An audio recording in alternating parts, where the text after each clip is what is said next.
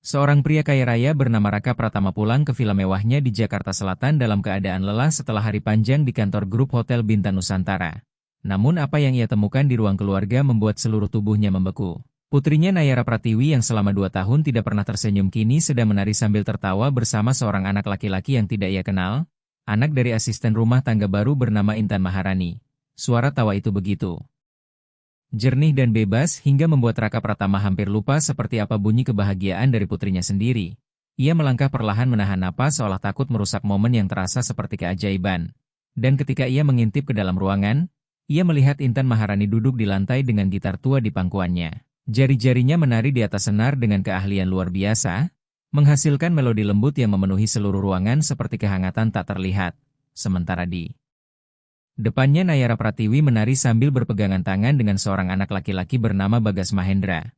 Tubuh kecil mereka berputar canggung namun penuh kebahagiaan yang tulus. Tawa Nayara Pratiwi pecah berkali-kali. Matanya berbinar dan seluruh tubuhnya bergetar oleh kegembiraan yang selama ini terkunci sejak ibunya meninggal. Membuat hati Raka Pratama hancur sekaligus terharu. Kakinya gemetar hingga ia harus berpegangan pada kusen pintu. Pandangannya kabur dan air mata hangat mengalir di pipinya. Seorang pria yang terbiasa mengendalikan bisnis miliaran rupiah kini menangis diam-diam hanya karena melihat putrinya tertawa. Ia ingin bertanya siapa anak itu dan apa yang sebenarnya terjadi. Ingin menuntut penjelasan dari Intan Maharani yang memainkan gitar seperti seorang musisi profesional. Tetapi kata-kata tidak mampu keluar. Ia hanya berdiri terpaku menyaksikan pemandangan yang terasa seperti berasal dari dunia lain. Dunia di mana putrinya tidak lagi tenggelam dalam kesedihan. Bagas Mahendra yang sedikit lebih tua dari Nayara Pratiwi membimbingnya dengan lembut, memutarnya dengan hati-hati seolah memahami betapa rapuhnya hati gadis kecil itu. Dan ketika Nayara Pratiwi kembali berseru penuh kegembiraan, suara yang sudah lama tidak didengar oleh Raka Pratama, Intan Maharani tersenyum lalu memainkan melodi yang lebih cepat, membuat kedua anak itu tertawa semakin lepas saat mencoba mengikuti irama dengan langkah kecil mereka. Hingga akhirnya Bagas Mahendra menyadari kehadiran Raka Pratama yang berdiri di ambang pintu dan seketika menghentikan langkahnya. Bagas Mahendra langsung berhenti dan ekspresinya berubah dari penuh kegembiraan menjadi ketakutan dalam sekejap. Ia melepaskan tangan Nayara Pratiwi lalu mundur beberapa langkah sambil menunduk ke lantai seolah telah melakukan kesalahan besar. "Ibu," bisiknya dengan suara gemetar sambil menarik lengan Intan Maharani. Wanita itu mendongak dan matanya langsung bertemu dengan tatapan Raka Pratama. Suara gitar pun terhenti mendadak seperti aliran listrik yang diputus tiba-tiba. Wajah Intan Maharani dipenuhi ketakutan yang nyata. Ketakutan seseorang yang merasa semua yang ia bangun akan runtuh dalam sekejap. "Pak Raka Pratama, saya bisa jelaskan," katanya buru-buru sambil berdiri hingga gitarnya hampir jatuh. "Saya tahu saya tidak seharusnya membawa anak saya ke sini. Pengasuhnya sedang darurat dan saya tidak punya siapa-siapa lagi. Saya janji ini tidak akan terjadi lagi. Tolong jangan pecat saya." Suara Raka Pratama akhirnya keluar, namun bukan suara dingin seorang majikan, melainkan suara seorang ayah yang baru saja melihat keajaiban. "Siapa anak itu?" tanyanya pelan, hampir seperti ingin memastikan ia tidak sedang bermimpi. "Dia anak saya, Pak. Namanya Bagas Mahendra. Saya mohon maaf," jawab Intan Maharani dengan putus asa. Lalu tiba-tiba Raka Pratama berbisik dengan suara pecah. "Putriku tertawa." Kalimat itu membuat Intan Maharani terdiam. Tidak mengerti bagaimana harus merespons. "Putriku tertawa?" ulang Raka Pratama sambil menangis tanpa malu, hingga Bagas Mahendra pun mengangkat wajahnya menatap pria tinggi itu dengan bingung. "Ayah," suara Nayara Pratiwi terdengar lembut namun hidup. Ia berjalan mendekat lalu menarik tangan Raka Pratama ke tengah ruangan dengan kepolosan seorang anak. "Bagas Mahendra temanku, dan Ibu Intan Maharani main gitar sangat indah. Ayah mau menari bersama kami?" Raka Pratama berlutut di depan putrinya, memegang bahunya dengan tangan gemetar, menatap matanya dan akhirnya melihat sesuatu yang telah lama hilang. Kehidupan yang kembali bersinar di mata yang dulu kosong, dan ia sadar kehidupan itu tidak kembali karena dokter mahal atau hiburan mewah, melainkan karena sebuah gitar tua, seorang asisten rumah tangga, dan seorang anak kecil yang mengajarkan putrinya cara tersenyum lagi. "Sejak kapan ini terjadi?" tanya Raka Pratama sambil menghapus air matanya dan menoleh ke arah Intan Maharani. Wanita itu menelan ludah dengan gugup, takut jawabannya akan membuatnya kehilangan pekerjaan. "Ini tidak direncanakan, Pak. Pertama kali saya membawa Bagas Mahendra karena tidak ada yang menjaganya. Saat itu Nayara Pratiwi duduk sendirian di tangga, anak saya mendekatinya dan mengajak bermain, dia tidak merespons. Tapi Bagas Mahendra terus mencoba. Lalu ketika saya memainkan gitar sambil bekerja, Tiba-tiba dia berdiri dan mulai bergerak mengikuti musik. Intan Maharani terdiam. Keheningannya lebih menjelaskan daripada kata-kata.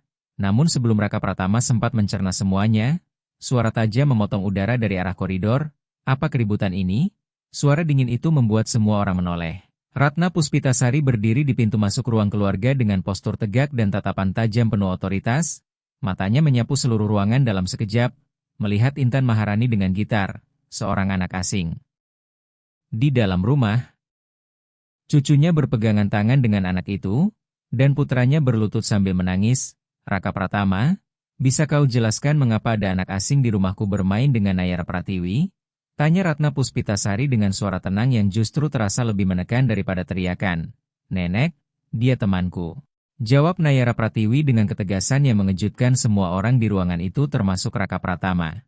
Ratna Puspitasari menatap cucunya seolah ia baru saja mengucapkan sesuatu yang terlarang, lalu pandangannya beralih ke Intan Maharani dengan tatapan dingin yang membuat Bagas Mahendra secara naluriah bersembunyi di belakang ibunya.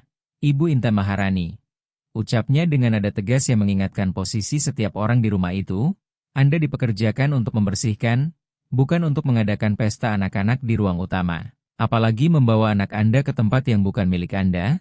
Raka Pratama perlahan berdiri, sementara Nayara Pratiwi kembali tertawa kecil. Ibu tahu apa artinya itu? Kata Raka Pratama dengan suara tertahan. Saya tahu cucu saya membutuhkan teman yang tepat, bukan dari. Ratna Puspitasari berhenti sebelum menyelesaikan kalimatnya. Namun semua orang sudah mengerti maksudnya. Suasana menjadi tegang hingga tiba-tiba Bagas Mahendra mengangkat wajahnya dari balik ibunya dan berkata dengan suara polos namun tegas. Nyonya, saya hanya ingin bermain dengan Nayara karena dia selalu terlihat sedih. Ibu. Saya bilang kalau ada orang yang sedih kita harus pegang tangannya dan tidak melepaskannya sampai dia tersenyum lagi. Kata-kata itu membuat seluruh ruangan terdiam. Ratna Puspitasari membuka mulut hendak menjawab tetapi tidak ada kata yang keluar. Untuk pertama kalinya dalam waktu yang lama ia kehabisan argumen. Dan itu disebabkan oleh seorang anak kecil yang bahkan belum setinggi pinggangnya. Pembicaraan ini belum selesai. Akhirnya ia berkata dingin sambil menatap Intan Maharani. Besok pagi kita akan membicarakan posisi pekerjaan Anda di rumah ini. Lalu ia berbalik pergi meninggalkan keheningan berat yang tidak berani dipecahkan siapapun. Raka Pratama menatap Intan Maharani yang memeluk anaknya erat dengan mata merah seolah takut kehilangan segalanya. Lalu ia menatap Nayara Pratiwi yang kembali menggenggam tangan Bagas Mahendra dengan tekad diam seorang anak yang menemukan sesuatu berharga dan tidak ingin melepaskannya. Intan Maharani, kata Raka Pratama dengan suara yang berusaha tenang. Jangan khawatir tentang apa yang dikatakan ibu saya, tidak ada yang akan memecatmu. Tapi Pak, tidak, potong Raka Pratama dengan tegas, apa yang kamu dan anakmu lakukan untuk putriku malam ini tidak bisa dibayar dengan uang berapapun. Intan Maharani hanya mengangguk pelan meski di matanya masih ada keraguan karena ia tahu Ratna Puspitasari tidak akan membiarkan semuanya berlalu begitu saja. Malam itu setelah Intan Maharani pergi bersama Bagas Mahendra, Raka Pratama melakukan sesuatu yang sudah lama tidak ia lakukan. Ia duduk di samping tempat tidur Nayara Pratiwi untuk menyelimutinya. Dan untuk pertama kalinya setelah waktu yang terasa sangat lama, putrinya menatapnya dengan senyum sebelum menutup mata. Ayah, bisik Nayara Pratiwi setengah tertidur. Besok Bagas Mahendra boleh datang lagi. Jantung Raka Pratama terasa diremas kuat. Kita lihat nanti. Sayang, jawabnya lembut, dia bilang. Ayahnya juga di surga seperti ibu, gumam Nayara Pratiwi sebelum tertidur pulas. Raka Pratama tetap duduk diam beberapa saat memproses kata-kata itu. Menyadari bahwa Bagas Mahendra juga kehilangan ayahnya, dua anak kecil dengan luka yang sama bertemu di ruang keluarga sebuah villa mewah dan tanpa terapi mahal, tanpa diagnosis, tanpa obat-obatan. Mereka justru mulai saling menyembuhkan dengan sesuatu yang paling sederhana namun paling kuat yaitu kebersamaan dan kasih sayang. Mereka telah saling menyembuhkan dengan sesuatu yang begitu sederhana namun kuat, hanya dengan berpegangan tangan dan menari bersama. Tetapi saat Raka Pratama masih mencerna keajaiban itu, di sudut lain villa mewah keluarga, Ratna Puspitasari mengangkat teleponnya dan menekan nomor yang hanya ia gunakan dalam situasi khusus. Cynthia Lestari, katanya dengan suara dingin, saya butuh kamu datang besok pagi, kita punya masalah yang harus diselesaikan sebelum semuanya lepas kendali. Di ujung telepon, Cynthia Lestari tersenyum tipis dengan ekspresi yang tidak ingin dilihat siapapun dalam kegelapan. Tenang saja, Bu Ratna Puspitasari. Untuk itulah saya ada. Jawabnya penuh keyakinan. Tanpa mereka sadari panggilan itu akan memicu rangkaian peristiwa yang mengguncang fondasi keluarga itu dan membuka rahasia yang telah terkubur bertahun-tahun di balik lapisan kemewahan, kebohongan, dan keheningan yang rapuh. Keesokan paginya Raka Pratama terbangun dengan perasaan aneh di dadanya, bukan rasa cemas atau takut, melainkan rasa ingin tahu yang membara. Pertanyaan itu terus mengganggunya sejak ia bangun hingga turun ke ruang makan sambil meminum kopi hitamnya. Siapa sebenarnya Intan Maharani? Seorang wanita yang membersihkan lantai tidak mungkin memainkan gitar dengan teknik sehalus itu. Jari-jarinya bergerak seperti seseorang yang telah menghabiskan bertahun-tahun bahkan puluhan tahun menguasai musik. Ada sesuatu yang tidak cocok dalam ceritanya. Sebuah potongan yang hilang. Dan Raka Pratama bukan tipe pria yang bisa hidup dengan teka-teki yang belum terpecahkan. Namun sebelum ia sempat merangkai pikirannya, Cynthia Lestari sudah duduk di ruang makan dengan secangkir teh hangat dan senyum yang tampak terlalu sempurna. "Selamat pagi, Raka Pratama," ucapnya dengan nada akrab yang dibuat-buat. "Ibumu menceritakan apa yang terjadi tadi malam. Pasti tidak nyaman bagimu menemukan situasi seperti itu." Raka Pratama menatapnya dari balik cangkir kopinya dengan dingin. "Tidak nyaman?" Putriku tertawa untuk pertama kalinya dalam beberapa tahun. "Dan kamu menyebut itu tidak nyaman?" "Itu hal terbaik yang terjadi dalam hidupku selama ini." Cynthia Lestari langsung mengubah nada suaranya dengan cepat. "Tentu saja. Maksudku saya mengerti perasaanmu, tapi ibumu benar untuk khawatir. Kita tidak tahu apa-apa tentang wanita itu atau anaknya, dan membiarkan orang asing mendekati Nayara Pratiwi dalam kondisi emosinya yang rapuh bukan hal yang bijak. Bagas Mahendra bukan ancaman bagi putriku," jawab Raka Pratama tegas. Bahkan mengejutkan dirinya sendiri. "Saya tidak mengatakan dia berbahaya," balas Cynthia Lestari dengan suara lembut namun penuh maksud tersembunyi. "Saya hanya berpikir akan lebih baik jika kita mencari tahu siapa sebenarnya wanita itu sebelum membuka pintu rumah dan keluargamu untuk orang asing." Raka Pratama terdiam. Meskipun ia tidak menyukai pemikiran itu, sebagian dari dirinya mengakui bahwa ada logika dalam kata-kata tersebut, bukan karena ia meragukan Intan Maharani, tetapi karena ia ingin memahami bagaimana seorang wanita dengan bakat luar biasa bisa berakhir menjadi asisten rumah tangga. Pagi itu juga ia membuat keputusan untuk tidak langsung pergi ke kantor grup Hotel Bintang Nusantara, melainkan memanggil asisten pribadinya, seorang pria cerdas dan dapat dipercaya bernama Ardiansyah Nugroho, dan memintanya menyelidiki latar belakang Intan Maharani, bukan dengan cara kasar atau melibatkan polisi, melainkan hanya untuk memahami kisah hidupnya yang tersembunyi. Sementara itu di dapur belakang villa, Intan Maharani menyiapkan alat-alat kebersihan dengan tangan gemetar. Ia tidak tidur semalaman. Kata-kata Ratna Puspitasari terus berputar di kepalanya seperti badai yang mengancam menghancurkan satu-satunya kehidupan yang ia miliki. Pekerjaan ini adalah satu-satunya sumber penghidupannya, satu-satunya penghalang antara dirinya dan jalanan, antara Bagas Mahendra dan kelaparan. "Ibu? Ibu tidak apa-apa?" tanya Bagas Mahendra yang duduk di sudut dapur sambil menggambar di buku tua, menunggu ibunya menyelesaikan pekerjaan sebelum mengantarnya ke sekolah komunitas. "Ibu baik-baik saja, sayang," jawab Intan Maharani dengan senyum yang menutupi ketakutan. "Hanya sedikit lelah." "Nyonya yang kemarin marah karena aku bermain dengan Nayara itu ya?"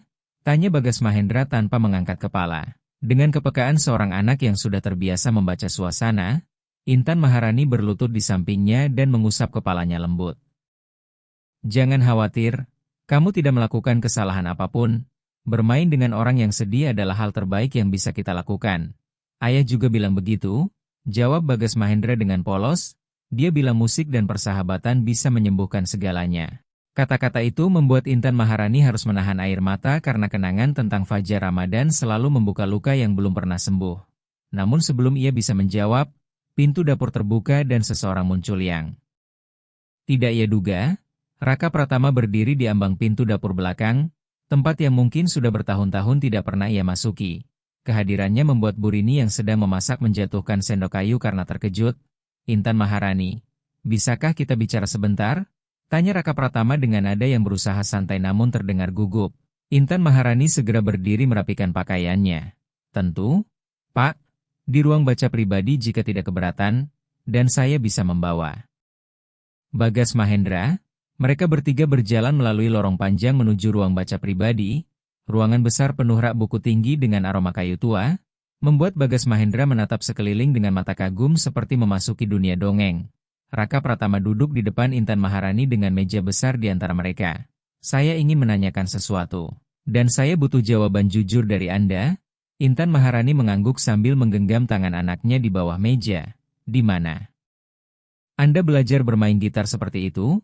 Pertanyaan itu membuat wajahnya berubah, seolah pintu masa lalu yang selama ini ia kunci rapat tiba-tiba terbuka.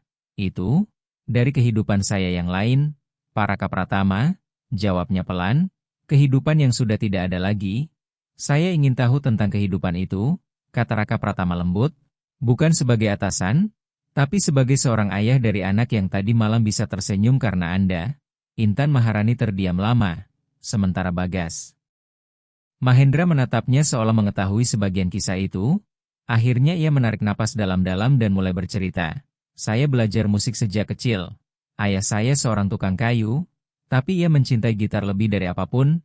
Ia mengajari saya akor pertama bahkan sebelum saya bisa membaca. Saat saya dewasa saya mendapatkan beasiswa untuk belajar di Konservatori Seni Nasional Jakarta. Saya adalah orang pertama di keluarga saya yang masuk universitas. Raka Pratama mendengarkan tanpa menyela, terpesona oleh setiap kata yang keluar dari bibir Intan Maharani. Selama bertahun-tahun saya di Konservatori Seni Nasional Jakarta, mereka bilang saya memiliki sesuatu yang istimewa.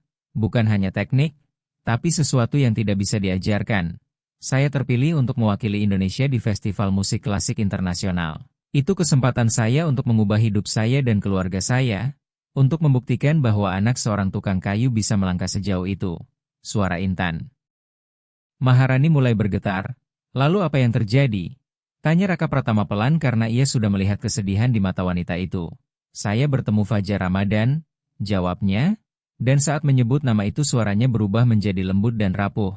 Seolah nama itu sendiri adalah melodi yang penuh kenangan.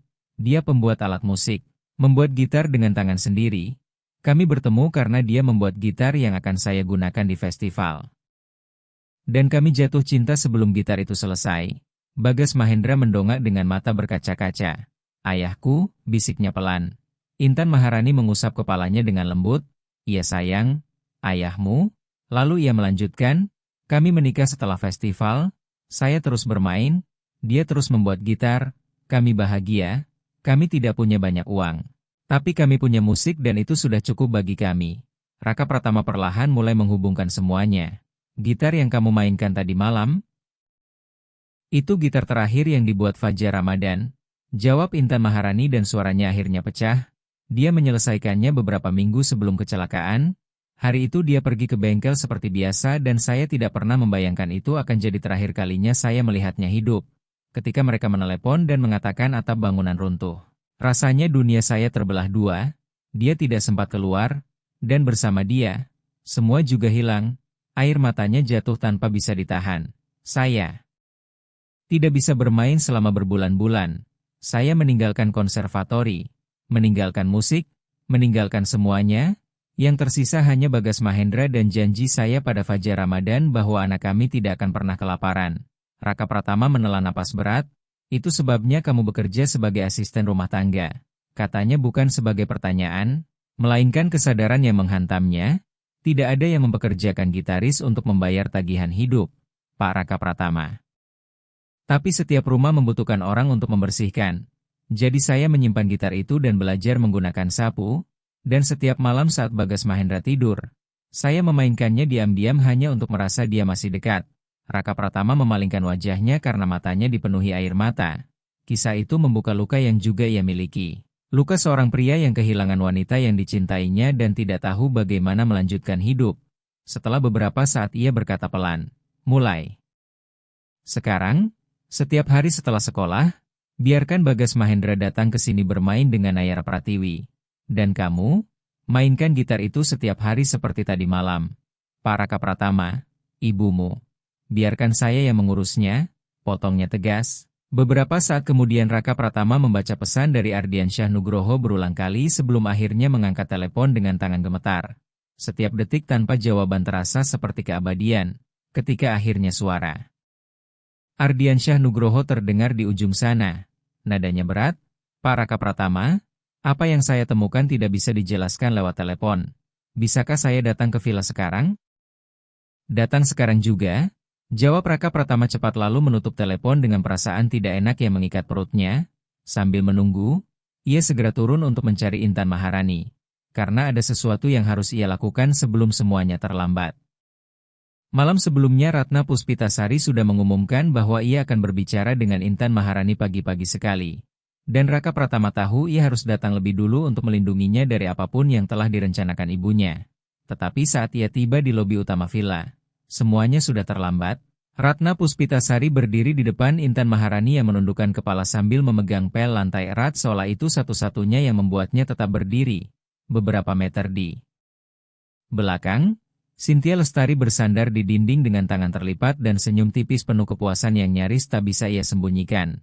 Saya hanya akan menjelaskan ini sekali saja.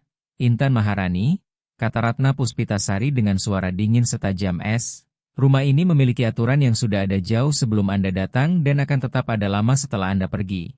Karyawan tidak mencampur kehidupan pribadi dengan pekerjaan, anak karyawan tidak bermain dengan anak majikan, dan tidak ada siapapun yang memainkan alat musik di ruang utama seolah ini warung makan. Saya janji tidak akan. Saya belum selesai. Potong Ratna Puspitasari sambil mengangkat tangan, menghentikan segalanya dengan otoritas mutlak. Apa yang Anda lakukan tadi malam bukan hanya membawa anak Anda tanpa izin. Anda telah memanfaatkan kondisi emosional cucu saya. Nayara Pratiwi adalah anak yang rapuh yang sedang dalam perawatan profesional, dan Anda tanpa hak apapun memutuskan bermain sebagai terapis dengan gitar. Intan Maharani mencoba menjelaskan, tetapi suara dingin itu kembali memotongnya. Yang Anda inginkan tidak relevan, yang penting adalah hasilnya, dan hasilnya sekarang cucu saya akan membangun ketergantungan emosional pada anak Anda dan pada Anda, sesuatu yang akan merusak semua usaha para profesional. Raka Pratama mengepalkan tangannya.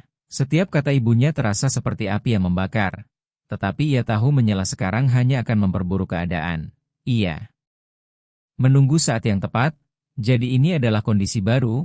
Lanjut Ratna Puspitasari sambil mengeluarkan kertas dari sakunya. Pertama, anak Anda tidak boleh lagi menginjakan kaki di rumah ini. Kedua, Anda hanya melakukan tugas kebersihan tanpa berinteraksi dengan Nayara Pratiwi lebih dari yang diperlukan. Ketiga, gitar itu harus keluar dari rumah ini hari ini juga. Jika Anda setuju, Anda tetap bekerja. Jika tidak, Cynthia Lestari sudah menyiapkan pesangon Anda dari sudut ruangan. Cynthia Lestari mengangkat amplop dengan tenang. Semuanya telah dirancang rapi tanpa celah. Intan Maharani akhirnya mengangkat wajahnya, dan Raka Pratama melihat sesuatu di matanya yang lebih dalam dari sekadar ketakutan. Itu adalah rasa sakit seseorang yang diminta melepaskan hal terakhir yang tersisa dari orang yang ia cintai. Gitar itu bukan sekadar benda. Itu adalah bagian dari jiwa Fajar Ramadan. Bu Ratna Puspitasari. Suara Intan Maharani bergetar namun tetap tegar. Saya bisa menerima untuk tidak membawa anak saya. Saya bisa membatasi diri pada pekerjaan saya. Tapi gitar itu adalah satu-satunya yang tersisa dari suami saya. Satu-satunya yang dimiliki anak saya dari ayahnya. Saya tidak bisa. Keheningan sejenak terasa begitu berat hingga akhirnya pecah oleh suara Raka Pratama yang menggelegar. Cukup. Suaranya memotong ruangan seperti petir. Semua orang menoleh. Ratna Puspitasari terkejut. Cynthia Lestari tampak gelisah. Dan Intan Maharani menatapnya dengan campuran harapan dan ketakutan akan apa yang akan terjadi selanjutnya. Raka Pratama, ini adalah urusan administrasi rumah, kata Ratna Puspitasari dingin. Tetapi Raka Pratama langsung memotong sambil melangkah ke tengah lobi dengan tegas, dan ini tentang putriku. Suaranya berat penuh emosi. Nayara Pratiwi adalah anakku, bukan proyek administratif. Dan apa yang dilakukan Intan Maharani dan Bagas Mahendra dalam satu sore lebih besar daripada semua yang dilakukan para profesional selama bertahun-tahun, jadi tidak akan ada aturan baru. Tidak ada pesangon, dan gitar itu tidak akan pergi dari rumah ini. Keheningan yang mengikuti terasa begitu berat seolah memiliki bentuk. Ratna Puspitasari menatap putranya dengan ekspresi yang ia kenal sejak kecil. Ekspresi seorang wanita yang tidak pernah terbiasa kalah. Kau membuat kesalahan, bisiknya pelan namun tajam, dan ketika konsekuensinya datang, ingatlah momen ini. Lalu ia berbalik pergi diikuti Cynthia Lestari, meninggalkan lobi dalam kesunyian mencekam. Intan Maharani gemetar, Dan Raka Pratama harus menahan diri untuk tidak mendekatinya karena sadar setiap gerakan bisa disalahartikan oleh mata-mata di rumah itu. "Terima kasih, Pak Raka Pratama," bisik Intan Maharani. "Jangan berterima kasih padaku," jawabnya pelan. "Akulah yang harus berterima kasih atas apa yang kamu lakukan untuk Nayara Pratiwi." Sebelum percakapan berlanjut, bel rumah berbunyi. "Itu Ardiansyah Nugroho," kata Raka Pratama cepat, lalu membawanya ke ruang kerja dan mengunci pintu. Ardiansyah Nugroho membuka tasnya dan mengeluarkan sebuah map dengan hati-hati seperti memegang sesuatu yang berbahaya. "Pak Raka Pratama, saya melakukan penyelidikan dasar seperti yang Anda minta. Catatan publik, arsip digital, berita lama, dan apa yang saya temukan tidak biasa." Raka Pratama membuka berkas itu dan membaca dengan mata yang semakin melebar. Potongan berita lama menunjukkan nama Intan Maharani berkaitan dengan Konservatori Seni Nasional Jakarta. Tetapi bukan sebagai mahasiswa biasa, dia dulu dianggap salah satu gitaris paling berbakat di generasinya. Jelas Ardiansyah Nugroho, dia memenangkan 3 penghargaan nasional sebelum lulus dan terpilih mewakili Indonesia di festival musik internasional di luar negeri. Media bahkan menyebutnya, suara dari senar. Menurut para ahli, dia adalah seniman yang bisa mengubah sejarah musik klasik di wilayah ini. Raka Pratama menatap berkas itu dengan napas tertahan. "Lalu apa yang terjadi?" tanyanya. Meskipun ia sudah tahu sebagian jawabannya, disinilah semuanya menjadi rumit, lanjut Ardiansyah Nugroho. Suaminya, Fajar Ramadan, adalah pembuat alat musik terkenal yang membuat instrumen untuk musisi profesional, tapi yang mungkin tidak pernah diceritakan Intan Maharani adalah bagaimana dia meninggal. Raka Pratama berhenti membaca dan menatapnya langsung. Dia bekerja di bengkel dalam sebuah gudang industri yang dimiliki oleh sebuah konglomerat yang selama bertahun-tahun mengabaikan peringatan tentang keselamatan bangunan. Suatu hari sebagian atap runtuh dan dia tidak sempat keluar. "Ya Tuhan," gumam Raka Pratama. Namun Ardiansyah Nugroho melanjutkan dengan suara lebih berat, "Dan itu belum semuanya. Pak, Intan Maharani mencoba menuntut perusahaan itu. Ia menyewa pengacara dengan sisa tabungannya. Tetapi perusahaan tersebut memiliki tim hukum yang sangat kuat dan menghancurkan kasus itu sebelum sempat masuk pengadilan.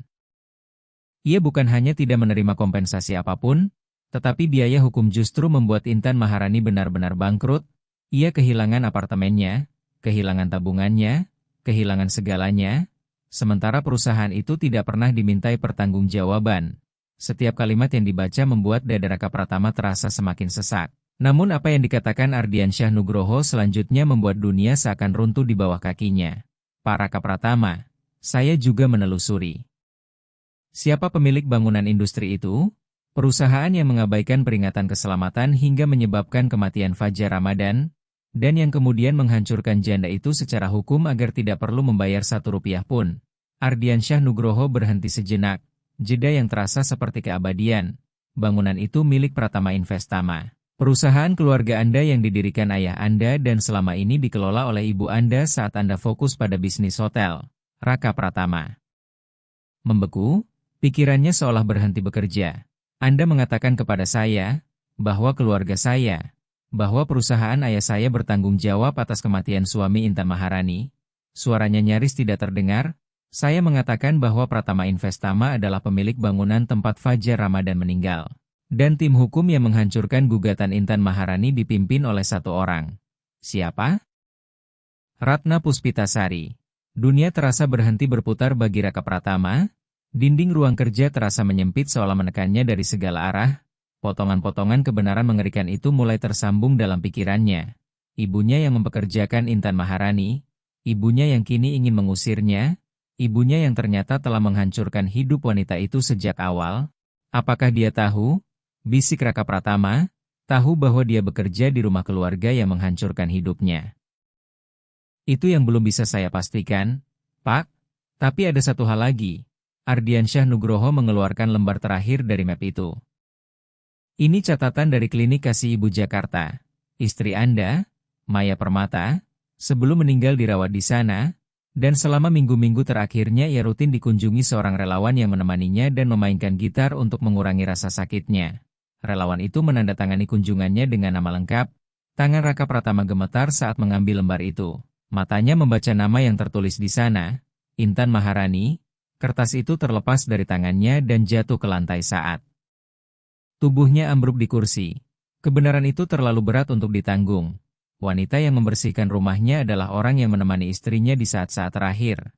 Wanita yang dihancurkan oleh ibunya adalah orang yang memastikan Maya Permata tidak meninggal sendirian, dan tidak satupun dari mereka mengetahui siapa satu sama lain. Malam itu Raka Pratama tidak tidur. Setiap kali ia memejamkan mata, semua pengungkapan itu berputar di kepalanya seperti mimpi buruk yang tak bisa dihentikan. Ibunya telah menghancurkan hidup Intan Maharani. Istrinya telah dihibur oleh wanita itu di akhir hidupnya. Dan kini wanita yang sama bekerja di bawah atap rumah yang menjadi sumber penderitaannya. Atau mungkin, ia tahu, kemungkinan itu justru lebih menyakitkan. Bagaimana jika semua ini adalah rencana? Bagaimana jika kedatangannya, gitar itu, kedekatannya dengan Nayara Pratiwi dan Bagas Mahendra adalah bagian dari balas dendam yang disusun dengan rapi. Namun kemudian Raka Pratama teringat mata Intan Maharani saat ia berbicara tentang Fajar Ramadan di ruang baca. Mata yang penuh luka yang tidak mungkin dipalsukan. Raka Pratama teringat getaran suara Intan Maharani, cara Bagas Mahendra menatap ibunya dengan campuran kagum dan cemas, dan ia tahu tidak ada seorang pun yang bisa berpura-pura merasakan luka sedalam itu, tidak ada yang bisa memalsukan kebenaran seperti itu. Keesokan paginya ia membuat keputusan yang menakutkannya namun ia tahu itu perlu.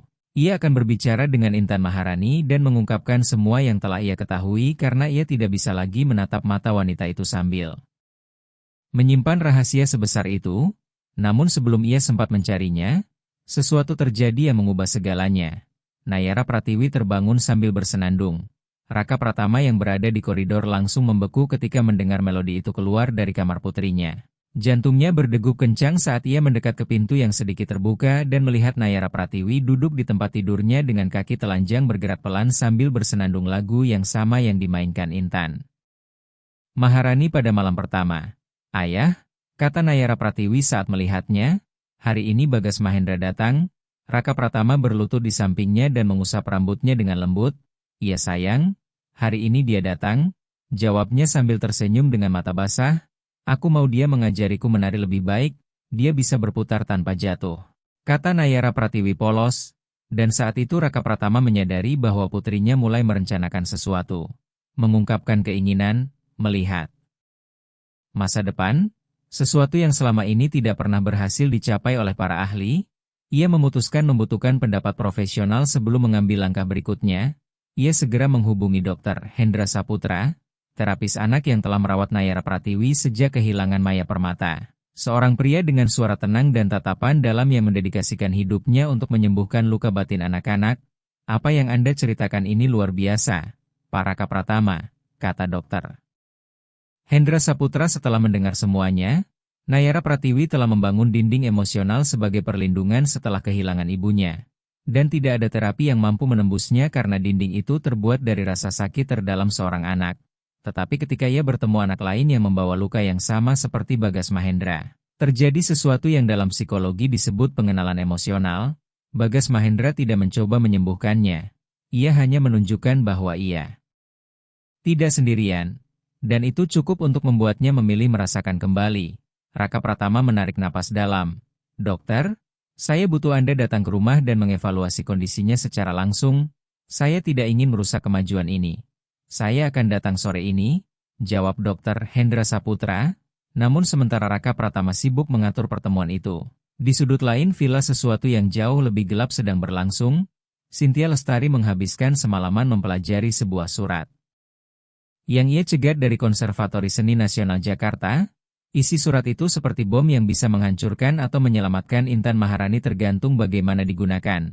Surat itu memberitahukan bahwa konservatori tersebut membuka program reintegrasi khusus bagi mantan siswa berbakat yang terpaksa berhenti karena keadaan luar biasa. Program itu menawarkan beasiswa penuh, akses ke pengajar internasional, dan kesempatan untuk melanjutkan karir musik tepat dari titik di mana semuanya terhenti. Konservatori Seni Nasional Jakarta bukan hanya masih mengingat Intan Maharani, tetapi juga secara aktif mencarinya karena salah satu mantan profesornya memulai kampanye untuk menemukan kembali bakat-bakat besar yang hilang dari generasinya. Cynthia Lestari segera memahami betapa berharganya informasi itu. Jika Intan Maharani menerima surat tersebut, ia akan memiliki kesempatan untuk membangun kembali hidupnya jauh dari keluarga Pratama. Ia akan pergi membawa Bagas Mahendra Dan Nayara Pratiwi akan kehilangan satu-satunya orang yang membuatnya tersenyum lagi.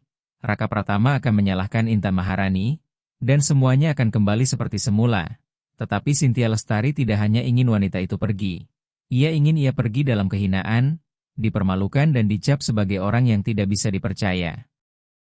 Karena ia telah melihat cara Raka Pratama memandang Intan Maharani, dan ia mengenali tatapan itu, tatapan yang selama ini ia harapkan untuk dirinya sendiri. Maka ia menyusun sebuah rencana. Rencana yang pagi itu ia sampaikan kepada Ratna Puspitasari saat mereka minum teh di taman belakang villa. Surat itu tidak akan kita berikan kepadanya. Jelas Cynthia Lestari dengan tenang. Tetapi kita akan menggunakannya, kita akan membuat seolah-olah Intan Maharani mendekati Nayara Pratiwi dengan sengaja untuk mendapatkan kepercayaan Raka Pratama demi kepentingannya sendiri. Agar ia bisa kembali ke dunia musik, Ratna Puspitasari mendengarkan dengan penuh perhatian. Matanya memancarkan sesuatu yang dianggap persetujuan oleh Cynthia Lestari. Padahal di balik itu ia sedang menghitung sesuatu yang jauh lebih gelap. Ia tidak hanya ingin melindungi rumahnya dari seorang asisten rumah tangga yang dianggap melampaui batas, ia ingin Intan Maharani menghilang. Sebelum ada yang menghubungkan Pratama Investama dengan kematian Fajar Ramadan. Karena jika Raka Pratama mengetahui semuanya, bukan hanya hubungan ibu dan anak yang akan hancur, tetapi seluruh kerajaan keluarga juga akan runtuh. Lakukan, kata Ratna Puspitasari dingin, tapi pastikan bersih, saya tidak ingin skandal. Sore itu, saat Dr. Hendra Saputra sedang mengevaluasi Nayara Pratiwi di ruang baca pribadi, Cynthia Lestari menjalankan tahap pertama rencananya. Ia menunggu Intan Maharani bekerja di sayap barat lalu diam-diam masuk ke ruang kecil tempat ia menyimpan barang-barangnya. Di sana ia menemukan kotak gitar milik Fajar Ramadan. Ia membukanya perlahan dan meletakkan sebuah benda di dalamnya. Sebuah gelang berlian milik Ratna Puspitasari, perhiasan mahal yang sangat berharga. Jenis barang yang jika hilang akan langsung memicu penyelidikan besar dan jika ditemukan di barang seorang asisten rumah tangga tidak akan menyisakan keraguan. Sedikitpun, ia menutup kotak itu kembali seperti semula dan keluar dengan hati-hati. Gelang itu akan dilaporkan hilang malam itu juga, pencarian akan mengarah langsung ke Intan Maharani, dan ketika kotak itu dibuka di depan Raka Pratama, tidak akan ada penjelasan yang bisa menyelamatkannya. Sementara itu di ruang baca, Dr. Hendra Saputra menyelesaikan evaluasinya dan berkata dengan nada terkejut, "Putri Anda telah mengalami kemajuan emosional yang luar biasa, Pak Raka Pratama." Dia tidak hanya mendapatkan kembali kemampuan untuk mengekspresikan emosi positif, tetapi juga mulai membentuk ikatan emosional baru, sesuatu yang beberapa minggu lalu bahkan tidak mungkin, kata Dr. Hendra Saputra. Lalu Raka Pratama bertanya pelan, "Apa yang Anda sarankan, Dok?" Dokter itu menjawab tanpa ragu, "Jangan ubah apapun." Hubungan Nayara Pratiwi dengan anak itu dan dengan musik dari Intan Maharani bersifat terapeutik pada tingkat yang bahkan ilmu pengetahuan baru. Mulai pahami, jika Anda memutusnya sekarang, itu seperti mencabut tanaman yang baru saja tumbuh setelah bertahun-tahun kekeringan. Raka Pratama mengangguk dan saat itu ia memutuskan bahwa tidak ada siapapun, bahkan Ratna Puspitasari atau Cynthia Lestari, yang akan memisahkan putrinya dari mereka yang telah mengembalikan hidupnya. Namun hidup selalu memiliki cara kejam untuk menguji tekad seseorang di saat ia merasa paling kuat. Malam itu setelah Intan Maharani menyelesaikan pekerjaannya dan bersiap pulang bersama Bagas Mahendra, suara Ratna Puspitasari menggema di seluruh lantai dasar villa seperti alarm yang membekukan darah. "Gelangku, gelang ibuku hilang." Dalam hitungan menit seluruh rumah bergerak, perintah diberikan untuk memeriksa setiap ruangan, setiap sudut, setiap barang. Cynthia Lestari memimpin pencarian dengan efisiensi mencurigakan. Secara halus mengarahkan staf ke sayap tempat Intan Maharani menyimpan barangnya. Raka Pratama mengamati semuanya dengan perasaan tidak enak yang semakin kuat. Ada sesuatu yang tidak masuk akal. Ibunya telah memakai gelang itu ratusan kali tanpa pernah kehilangannya. Mengapa justru sekarang, sebelum ia sempat bertindak, seorang staf mendekati Cynthia Lestari dengan wajah tegang. "Nona Cynthia Lestari, kami menemukan sesuatu di kamar Intan Maharani." Keheningan langsung menyelimuti seluruh rumah. Semua mata tertuju pada Intan Maharani yang berdiri di dekat pintu utama. Dengan Bagas Mahendra menggenggam tangannya. Wajahnya penuh kebingungan seolah tidak mengerti apa yang sedang terjadi. Cynthia Lestari berjalan kembali sambil membawa kotak gitar yang terbuka. Di dalamnya berkilau di bawah cahaya lampu lobi sebuah gelang berlian milik Ratna Puspitasari. "Tidak," bisik Intan Maharani sambil mundur, menggeleng lemah. "Itu tidak mungkin. Saya tidak pernah." "Bukti sudah jelas," potong Ratna Puspitasari dingin. Raka Pratama menatap pemandangan itu sambil memproses ribuan kemungkinan dalam pikirannya. Gitar milik Fajar Ramadan, benda paling berharga bagi Intan Maharani, dan justru disitulah gelang itu ditemukan. Itu tidak masuk akal, tidak ada orang yang menyembunyikan barang curian di tempat yang paling ia lindungi dengan nyawanya. Seseorang sengaja menaruhnya di sana. Seseorang yang tahu betapa berharganya gitar itu dan memilih tempat itu agar tuduhan terasa lebih kejam dan tidak terbantahkan. Dan saat kesimpulan itu terbentuk, Bagas Mahendra melepaskan tangan ibunya, melangkah maju dengan suara gemetar namun tegas, "Ibu saya tidak pernah melakukan itu. Gitar itu milik ayah saya. Itu yang paling berharga bagi kami. Jika benda itu ada di sana, berarti ada orang yang sengaja ingin menyakiti ibu saya. Dan saya tahu di rumah ini ada orang yang tidak menginginkan kami di sini." Kata-katanya menggema di lobi, matanya menyapu ruangan tanpa menunjuk siapapun, tetapi cukup untuk membuat Ratna Puspitasari dan Cynthia Lestari terdiam sesaat. Untuk pertama kalinya sejak ia menyusun rencana yang tampak sempurna, Cynthia Lestari merasakan sesuatu yang tidak ia duga.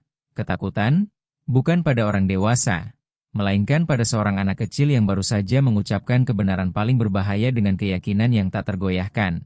Bukan karena ia memiliki bukti, tetapi karena ia mengenal hati ibunya lebih dari siapapun. Kata-kata Bagas Mahendra menggantung di udara lobi seperti vonis yang tidak ada yang berani menyangkal. Raka Pratama menatap anak itu dengan rasa kagum yang menyakitkan, karena anak kecil itu telah melakukan apa yang tidak berani dilakukan siapapun di rumah itu. Mengatakan kebenaran tanpa perhitungan, namun Ratna Puspitasari tidak mudah goyah, ia tersenyum dingin, menyentuh sekali. Seorang anak membela ibunya, itu wajar, tapi perasaan tidak menghapus fakta. Gelang itu ada di barang Anda, Intan Maharani, itu kenyataan yang dibuat-buat, potong Raka Pratama sambil melangkah maju. Dan berdiri di depan Intan Maharani seperti perisai, "Apakah kamu menuduh seseorang di rumah ini memalsukan bukti?" Tanya Ratna Puspitasari dengan nada pura-pura tidak percaya. "Siapa yang kamu tuduh?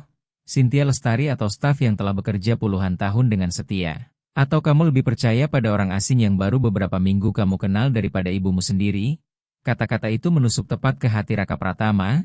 Ia merasakan keraguan sesaat, karena bagaimanapun juga Ratna Puspitasari adalah ibunya, wanita yang membesarkannya dan berdiri di sisinya di masa-masa terburuk hidupnya. Keraguan itu tidak luput dari perhatian Intan Maharani, yang telah terbiasa membaca keheningan untuk bertahan hidup. "Pak Raka Pratama," katanya dengan suara yang tiba-tiba tenang, "Anda tidak perlu bertengkar dengan ibu Anda karena saya. Saya tahu apa yang saya lakukan dan apa yang tidak." Hati nurani saya tenang, ia membungkuk, mengambil kotak gitar dengan gelang masih di dalamnya dan meletakkannya di atas meja lobi, lalu mengeluarkan gitar milik Fajar Ramadan, satu-satunya harta paling berharga dalam hidupnya, dan memeluknya erat seperti memeluk seseorang yang masih hidup. "Anda boleh menyimpan gelang itu, periksa seluruh hidup saya jika Anda mau. Anda tidak akan menemukan apapun karena tidak ada yang perlu ditemukan. Satu-satunya yang saya bawa dari rumah ini hanyalah gitar saya dan anak saya." "Intan Maharani, tunggu," seru Raka Pratama dengan putus asa, tetapi wanita itu sudah berjalan menuju pintu. "Ibu, kita tidak akan kembali lagi?" tanya Bagas Mahendra pelan sambil menggenggam tangannya.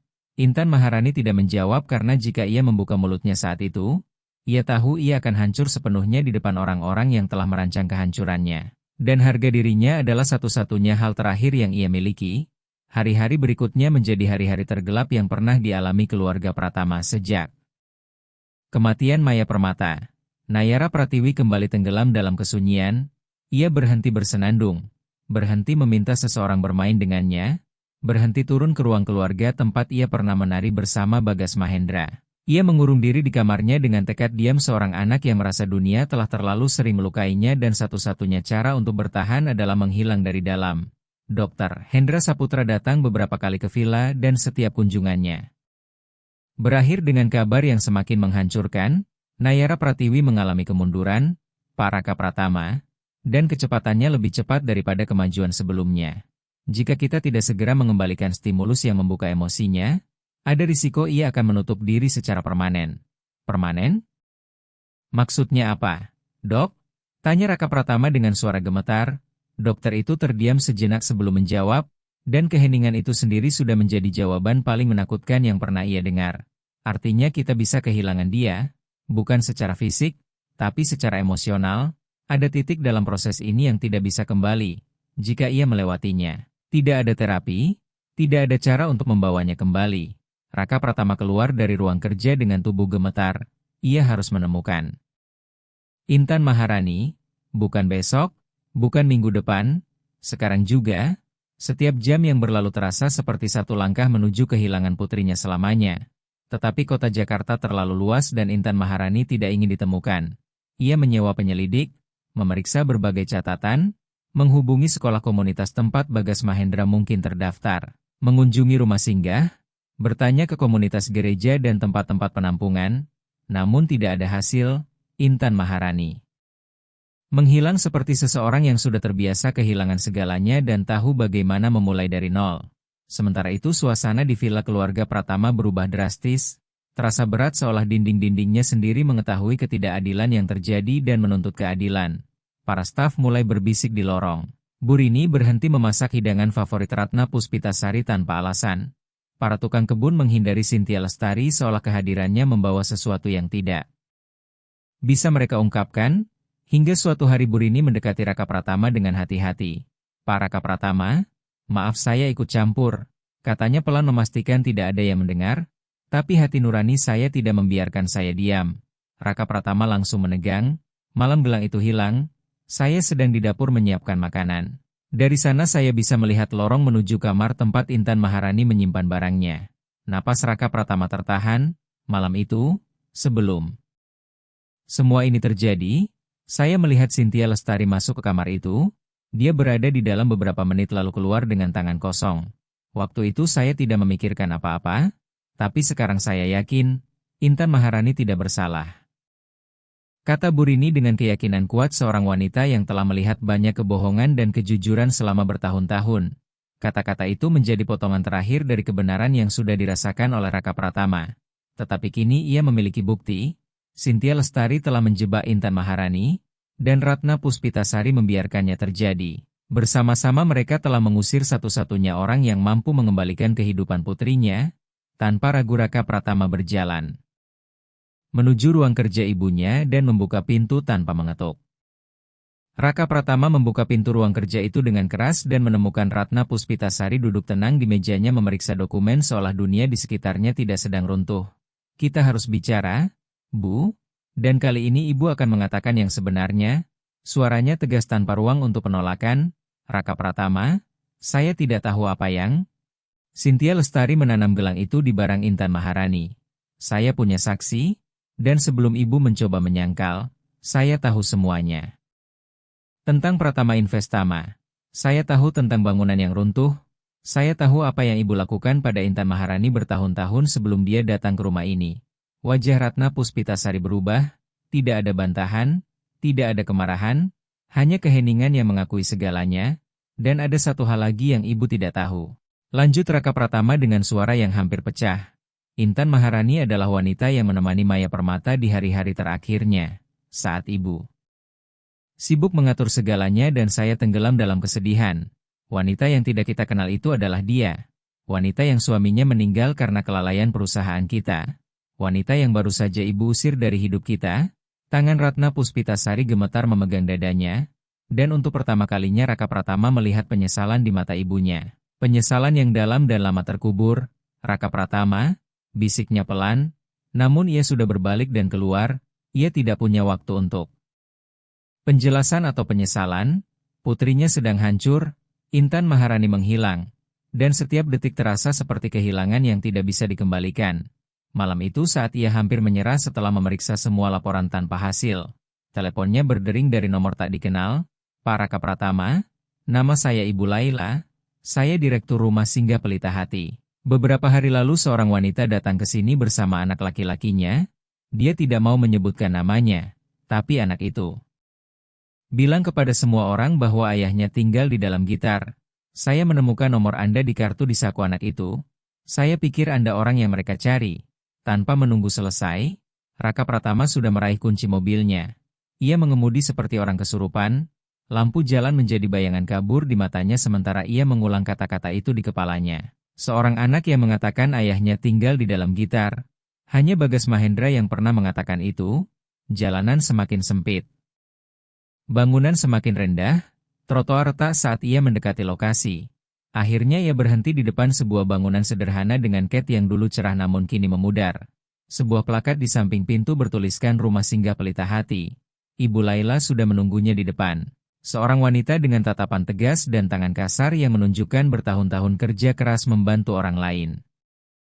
Ibu Laila adalah tipe orang yang telah melihat begitu banyak penderitaan hingga tidak mudah terkejut lagi. Tetapi hatinya tetap cukup lembut untuk masih bisa tersentuh. Pak Raka Pratama, sebelum Anda masuk saya perlu menjelaskan sesuatu. Katanya tenang namun tegas, ketika wanita dan anak itu datang ke sini, kondisi emosinya sangat rapuh. Dia tidak mau menyebutkan nama aslinya dan mendaftar sebagai melati. Tetapi anak-anak tidak tahu cara berbohong saat mereka terluka. Bagas Mahendra bercerita kepada siapa saja bahwa ibunya memainkan gitar terindah di dunia dan bahwa dia merindukan seorang anak perempuan bernama Nayara Pratiwi.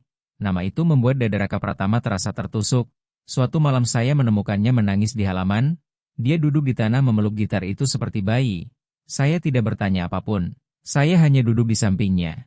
Dan setelah lama dia hanya mengatakan satu kalimat. Mereka mengambil satu-satunya hal baik yang saya miliki. Dan itu bahkan bukan salah saya. Lanjut Ibu Laila. Saat itu saya tidak mengerti. Tapi sekarang saya melihat Anda di sini. Saya mulai mengerti. Raka Pratama menelan napas. Bisakah saya melihatnya? Suaranya tercekat. Bisa. Tapi saya harus memperingatkan Anda. Harga diri yang terluka adalah luka yang paling sulit sembuh. Ini tidak akan mudah. Ibu Laila membawanya melewati lorong sempit menuju halaman dalam di mana beberapa anak bermain di bawah lampu redup. Dan di sana di bangku kayu di sudut paling jauh, dengan gitar milik Fajar Ramadan bersandar di sampingnya seperti teman setia, duduk Intan Maharani. Raka Pratama berhenti beberapa langkah sebelum mendekat. Ia melihat wanita itu menatap kosong ke tanah dengan tubuh yang lebih kurus dari terakhir kali. Bayangan gelap di bawah matanya menandakan malam tanpa tidur dan hari tanpa cukup makan. Tetapi bahkan dalam keadaan itu, ia tetap memancarkan martabat yang tidak bisa dihancurkan. Bagas Mahendra adalah yang pertama melihatnya. Anak itu yang sedang bermain langsung membeku, seolah memastikan bahwa sosok itu nyata dan bukan mimpi. Lalu ia berlari ke arah ibunya dan menarik lengannya. "Ibu," bisiknya. Intan Maharani mendongak dan matanya bertemu dengan Raka Pratama yang berdiri di sana dengan jas kusut dan mata merah. Wajahnya berubah dalam sekejap. Dari terkejut menjadi bingung lalu menjadi dingin penuh luka. "Apa yang Anda lakukan di sini?" Tanyanya tegas sambil berdiri. "Saya datang mencarimu," jawab Raka Pratama pelan. "Untuk apa?" Suaranya tajam. "Untuk menuduh saya lagi?" "Sekarang apa yang hilang? Kalung atau cincin? Atau Anda ingin memeriksa gitar saya lagi untuk memastikan saya tidak menyembunyikan sesuatu yang lebih berharga?" Setiap kata yang keluar dari bibir Intan Maharani dipenuhi rasa sakit yang selama berhari-hari ia pendam dalam diam. Malam-malam tanpa tidur di rumah singgah. Pagi-pagi menjelaskan kepada Bagas Mahendra mengapa mereka tidak bisa kembali ke tempat di mana ia pernah menemukan sedikit kebahagiaan. "Gelang itu dijebak," kata Raka Pratama pelan namun tegas, membuat Intan Maharani terdiam tanpa mengubah ekspresinya. "Cynthia Lestari yang menaruhnya di dalam kotak gitar Anda. Saya punya saksi yang melihatnya masuk ke kamar Anda malam itu. Semuanya adalah jebakan untuk mengusir Anda dari rumah." Intan Maharani menatapnya dingin. "Dan mengapa saya harus percaya pada Anda?" Jawabnya dengan ketenangan yang lebih menyakitkan dari kemarahan. "Ibu Anda mempermalukan saya di depan semua orang, memperlakukan saya seperti pencuri di depan anak saya. Dan Anda berdiri di sana ragu-ragu. Saya melihatnya. Saya melihat momen itu di mata Anda saat Anda mempertimbangkan bahwa saya mungkin bersalah. Dan keraguan itu lebih menyakitkan daripada apapun." Raka Pratama menunduk menerima setiap kata seperti pukulan yang pantas ia terima. "Anda benar," katanya jujur, "saya ragu. Dan saya membenci diri saya sendiri karena itu. Tapi saya di sini sekarang, bukan hanya untuk mengatakan Anda tidak bersalah. Saya datang karena ada sesuatu yang harus Anda tahu, sesuatu yang mungkin akan membuat Anda membenci saya selamanya." Intan Maharani menyipitkan mata, menilai apakah ia siap membuka luka baru. "Apa itu?" Raka Pratama menarik napas dalam. "Suami Anda, Fajar Ramadan, bengkel tempat dia bekerja, bangunan yang runtuh. Bangunan itu milik perusahaan keluarga saya, Pratama Investama, dan ibu saya yang mengelolanya saat itu. Dia yang memerintahkan tim hukum untuk menghancurkan gugatan Anda. Keheningan yang terjadi setelah itu terasa berat dan membakar. Intan Maharani mundur satu langkah seolah kata-kata itu mendorongnya secara fisik. Matanya berkaca-kaca namun ia menahan tangisnya. Tangannya gemetar hingga Bagas Mahendra menggenggamnya erat. Jadi, Anda mengatakan kepada saya, suara Intan Maharani hampir tidak terdengar, bahwa Fajar Ramadan meninggal karena keluarga Anda, bahwa saya kehilangan segalanya karena keputusan ibu Anda, bahwa hidup saya dihancurkan karena mereka memilih membuat saya bangkrut daripada bertanggung jawab, dan setelah semua itu, saya berakhir membersihkan lantai di rumah orang yang sama yang menghancurkan hidup saya. Air mata akhirnya jatuh di pipinya, dan Anda tahu itu saat saya bekerja di sana? Saya baru mengetahuinya sekarang, jawab Raka Pratama cepat, ibu saya yang mempekerjakan Anda, dan sekarang saya mengerti, dia melakukannya untuk memastikan tidak ada yang mengungkit kasus itu lagi. Dengan Anda berada di dekatnya, dia bisa mengendalikan semuanya. Intan Maharani menutup matanya, air mata mengalir tanpa bisa ia tahan lagi. Luka yang selama ini ia pendam akhirnya terbuka sepenuhnya di hadapan pria yang tanpa ia sadari terhubung langsung dengan tragedi terbesar dalam hidupnya. Air mata Intan Maharani mengalir tanpa henti seperti sungai yang akhirnya memecahkan bendungan yang menahan begitu banyak rasa sakit selama bertahun-tahun. Masih ada lagi, kata Raka Pratama dengan suara yang pecah, istriku, Maya Permata, sebelum meninggal menghabiskan minggu-minggu terakhirnya di klinik Kasih Ibu Jakarta. Ada seorang relawan yang datang setiap hari memainkan gitar untuk menenangkannya. Relawan itu adalah Anda. Intan Maharani membuka mata lebar. Ekspresinya berubah dari rasa sakit menjadi ketidakpercayaan, lalu menjadi sesuatu yang tidak bisa dijelaskan dengan kata-kata. Maya Permata, bisiknya pelan, wanita dari kamar belakang yang selalu meminta saya memainkan lagu pengantar tidur setiap sore karena katanya itu mengingatkannya pada putrinya. Raka Pratama tidak mampu menjawab, tubuhnya runtuh di bangku. Wajahnya tertutup tangan sementara isak tangis keluar dari tempat terdalam dalam dirinya. Saya menyanyikan lagu itu untuk Nayara Pratiwi. Lanjut Intan Maharani sambil menangis, dia selalu bercerita tentang putrinya. Katanya anaknya memiliki tawa yang bisa menerangi ruangan manapun. Dia pernah meminta saya, jika suatu hari saya bertemu anak yang sedih, saya harus memainkan lagu itu, karena lagu itu bisa menyembuhkan luka apapun. Raka Pratama mengangkat wajahnya dengan mata basah. Lagu yang kamu mainkan malam itu lagu milik Maya Permata. Lagu yang ia cintai tanpa pernah tahu bahwa suatu hari kamu akan memainkannya untuk putrinya sendiri. Bagas Mahendra memandang keduanya dengan bingung namun merasakan sesuatu yang besar sedang hancur dan sekaligus disusun kembali.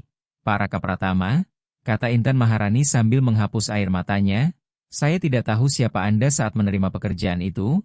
Saya tidak pernah menghubungkan nama keluarga Anda. Ketika saya melihat Nayara Pratiwi duduk sendirian di tangga, saya hanya melihat seorang anak yang sedih, bukan putri dari keluarga yang menghancurkan hidup saya. Saya melihat seorang anak yang membutuhkan seseorang seperti anak saya. Seseorang yang mengingatkannya bahwa hidup masih bisa indah. Raka Pratama menatapnya dengan ketakutan yang tulus, dan sekarang setelah Anda tahu semuanya, siapa kami? Apa yang kami lakukan? Bisakah Anda memaafkan kami? Intan Maharani menatap Bagas Mahendra yang masih menggenggam tangannya, lalu memandang gitar milik Fajar Ramadan yang bersandar di dinding. Fajar Ramadan mengajarkan saya sesuatu yang tidak pernah saya lupakan. Katanya dengan suara tegas meski air mata masih mengalir, dia bilang musik diciptakan untuk mengubah rasa sakit menjadi sesuatu yang indah. Dan jika seseorang terjebak dalam kebencian, gitar itu akan berhenti berbunyi. Dan saya tidak bisa membiarkan gitar ini berhenti berbunyi, Pak Raka Pratama, karena jika itu terjadi, saya akan kehilangan dia untuk selamanya. Raka Pratama mengerti saat itu bahwa Intan Maharani tidak mengatakan ia memaafkan. Ia mengatakan sesuatu yang jauh lebih dalam, bahwa ia memilih musik di atas kebencian, kehidupan di atas balas dendam, masa depan di atas masa lalu. Bukan karena itu mudah tetapi karena itu satu-satunya cara untuk menghormati Fajar Ramadan yang telah menaruh jiwanya dalam gitar itu. Intan Maharani, saya perlu meminta sesuatu, kata Raka Pratama berdiri dengan suara berat, dan saya tidak memintanya untuk saya memintanya untuk Nayara Pratiwi, putri saya kembali tenggelam. Dokter bilang jika ia tidak mendapatkan kembali hubungan dengan Bagas Mahendra, kami bisa kehilangan dia secara emosional untuk selamanya. Dia membutuhkan anakmu dan dia membutuhkan musikmu. Musik yang tanpa sengaja ditinggalkan oleh Maya Permata. Intan Maharani menatap Bagas Mahendra. Dan anak itu yang mendengar nama Nayara Pratiwi langsung mengangkat wajahnya dengan mata bersinar. "Ibu, Nayara membutuhkanku," katanya pelan namun kuat. Dan dengan kata-kata sederhana itu seorang anak kecil menentukan nasib dua keluarga yang telah hancur. Jalan kembali ke villa keluarga Pratama terasa sunyi. Intan Maharani duduk di kursi belakang dengan Bagas Mahendra tertidur di pangkuannya. Sementara gitar milik Fajar Ramadan diletakkan di kursi depan seperti penumpang lain yang memiliki haknya sendiri untuk berada di sana. Intan Maharani tidak mengatakan ia memaafkan. Ia tidak mengatakan ia kembali selamanya. Ia hanya berkata bahwa ia datang demi Nayara Pratiwi. Dan Raka Pratama tahu itu sudah lebih dari cukup. Ketika mobil berhenti di depan villa hampir dini hari, lampu di lantai bawah masih menyala. Sesuatu yang tidak biasa. Raka Pratama masuk lebih dulu dan membuka pintu, berharap rumah itu tertidur. Tetapi di lobi Ratna Puspitasari sudah duduk tegak dengan tangan terlipat di lututnya. Di sampingnya Cynthia Lestari berdiri dengan wajah tegang. Dan di depan mereka Ardiansyah Nugroho memegang tablet dengan ekspresi tidak nyaman. "Pak Raka Pratama, ibu Anda meminta berbicara malam ini dan bersikeras menunggu," kata Ardiansyah Nugroho. Raka Pratama menatap ibunya dan menyadari sesuatu telah berubah. Bukan lagi sosok dingin yang hanya memberi perintah, tetapi seseorang yang membawa sesuatu yang lama terkubur, kerentanan. Lalu Ratna Puspitasari melihat Intan Maharani masuk membawa Bagas Mahendra yang tertidur dan gitar di bahunya. Kedua wanita itu saling menatap, tatapan yang membawa bertahun-tahun rasa sakit dalam satu detik. Tidak ada yang menunduk, tetapi kali ini Ratna Puspitasari yang berbicara lebih dulu. "Intan Maharani, silakan duduk," kata, "silakan," keluar dari mulutnya dengan berat. Seolah ia harus menariknya dari tempat yang sudah lama tidak tersentuh dalam dirinya. Intan Maharani duduk dengan Bagas Mahendra masih dalam pelukannya. Sementara Raka Pratama tetap berdiri di sampingnya, menunggu apa yang akan terjadi selanjutnya dengan napas tertahan. Setelah Raka Pratama pergi malam itu, Ratna Puspitasari mulai berbicara dengan suara rendah yang tidak pernah terdengar sebelumnya. "Saya duduk sendirian di kantor dan untuk pertama kalinya setelah sekian lama saya melihat diri saya di cermin. Dan saya tidak menyukai apa yang saya lihat. Keheningan di lobi menjadi mutlak, bahkan Cynthia Lestari tidak berani bergerak. Ketika suami saya meninggal dan meninggalkan saya bertanggung jawab atas bisnis, saya tidak tahu apa-apa tentang dunia itu, tetapi saya belajar dengan cepat karena saya tidak punya pilihan. Dan apa yang saya pelajari adalah melindungi milik kita dengan cara apapun. Setiap keputusan yang saya ambil adalah untuk memastikan masa depan Raka Pratama, untuk menjaga nama keluarga tetap kuat, tetapi dalam proses itu saya berhenti melihat manusia. Saya hanya melihat ancaman." Suara Ratna Puspitasari mulai bergetar, matanya basah, sesuatu yang belum pernah dilihat Raka Pratama bahkan saat pemakaman ayahnya. "Ketika bangunan milik Pratama Investama runtuh dan suami Anda meninggal, Intan Maharani, nama Anda hanya muncul sebagai satu baris dalam laporan hukum. Sebuah masalah yang harus diselesaikan, risiko yang harus dihapus. Saya tidak pernah berhenti untuk berpikir bahwa di balik nama itu ada seorang wanita dengan seorang anak. Dengan mimpi yang hancur dan sebuah gitar yang menjadi satu-satunya kenangan." Air mata jatuh dari matanya. "Saya menghapus Anda dari catatan dan melanjutkan hidup saya seolah tidak terjadi apa-apa." Intan Maharani tetap diam. Air matanya jatuh perlahan di rambut Bagas Mahendra. "Dan ketika saya mempekerjakan Anda di rumah ini, saya melakukannya bukan karena kebetulan, tetapi karena saya ingin memastikan masa lalu tetap terkubur. Itu bukan kendali, itu pengecut." Ratna Puspitasari berdiri perlahan. Tubuhnya tampak berat oleh kata-katanya sendiri. "Saya tidak akan meminta maaf karena ada kesalahan yang terlalu besar untuk ditebus dengan kata-kata, tetapi saya akan melakukan apa yang seharusnya saya lakukan sejak lama." Ia menoleh ke arah Cynthia Lestari yang kini pucat. "Cynthia Lestari, kaulah yang menaruh gelang itu di barang Intan Maharani. Bu Rini melihatmu masuk ke kamar itu malam itu. Dan kaulah yang mencegat surat dari Konservatori Seni Nasional Jakarta yang seharusnya sampai kepadanya." Cynthia Lestari mencoba berbicara, tetapi tangan Ratna Puspitasari terangkat. Menghentikannya, kali ini bukan untuk menekan, tetapi untuk menegakkan kebenaran. "Saya tidak membutuhkan penjelasan. Saya ingin surat itu sekarang, dan besok pagi Anda meninggalkan rumah ini." Cynthia Lestari menatap Raka Pratama mencari pertolongan, tetapi Raka Pratama hanya menatap ibunya dengan ekspresi terkejut. melihat sisi yang tidak pernah ia bayangkan masih ada dalam dirinya. Dengan tangan gemetar Cynthia Lestari mengeluarkan amplop kusut dari sakunya dan meletakkannya di atas meja. Lalu tanpa sepatah kata pun ia berbalik dan pergi ke dalam malam. Tidak ada yang menghentikannya. Kepergiannya sunyi seperti semua tipu daya yang pernah ia lakukan. Tetapi kali ini keheningan itu bukan lagi menyembunyikan racun, melainkan menandai kekalahannya. Ratna Puspitasari mengambil amplop itu dan menyerahkannya kepada Intan Maharani. "Ini milikmu," katanya pelan. Intan Maharani menerimanya dengan tangan gemetar, membuka perlahan dan membaca isinya. Lalu sesuatu muncul di wajahnya yang membuat semua orang di ruangan itu terdiam. Harapan yang murni, rapuh namun kuat seperti nada pertama dari gitar yang lama terdiam. "Ini, beasiswa," bisiknya, "Konservatori Seni Nasional Jakarta ingin saya kembali. Mereka ingin saya menyelesaikan apa yang saya mulai, dan kamu akan melakukannya," jawab Ratna Puspitasari dengan ketegasan yang mengejutkan semua orang. "Pratama Investama akan menanggung semua yang tidak tercakup, tempat tinggal untukmu dan Bagas Mahendra, kebutuhan, transportasi, semuanya, bukan sebagai bantuan, tetapi sebagai hutang yang harus dibayar oleh keluarga ini." Raka Pratama menatap ibunya dan untuk pertama kalinya setelah sekian lama ia melihat sisi lama wanita itu kembali.